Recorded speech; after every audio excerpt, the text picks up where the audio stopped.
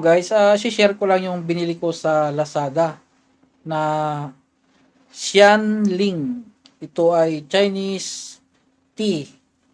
Hindi siya capsule. Ang presyo ay 300 plus.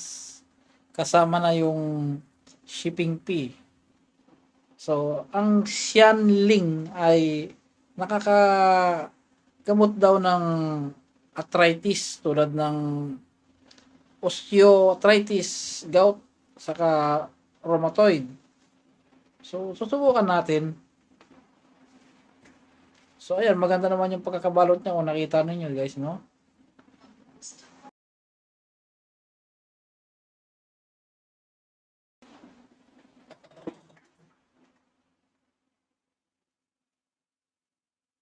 So, ayan guys.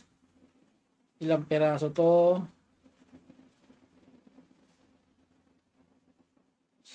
7, 8, 9, 10, 10.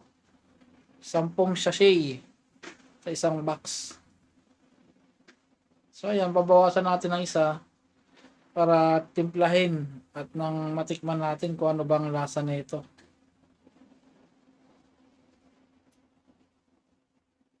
May nabasa na akong mga review dito guys. Epektibo daw to itong Xianling. Effective daw to. Kaso mayroong side effect din siya. Ang sabi doon is yung liver o atay ang maapektuhan. Pero lahat naman ng gamot guys, may side effect tulad ng naproxen. Ang maano mo doon is yung kidney. Sira niya yung kidney mo pagka lagi-lagi mong ginagamit. Lahat naman ng gamot may side effect. Ay, wag lang sobra-sobra. So ayan guys, halu-haluin natin. Isang baso lang guys isang sachet.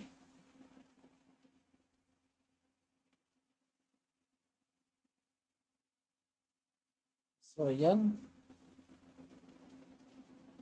Takpan muna natin at ating punasan dahil inano ng electric pan yung iba. Nabugahan ng hangin.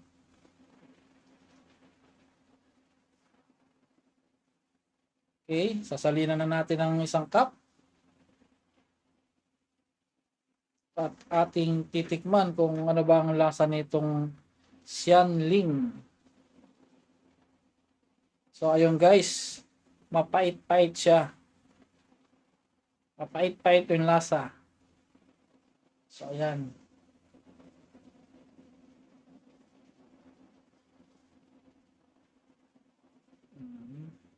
Yan yung sachet niya.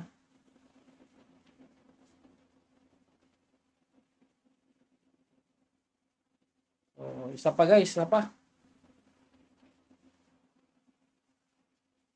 At talaga mapait talaga guys.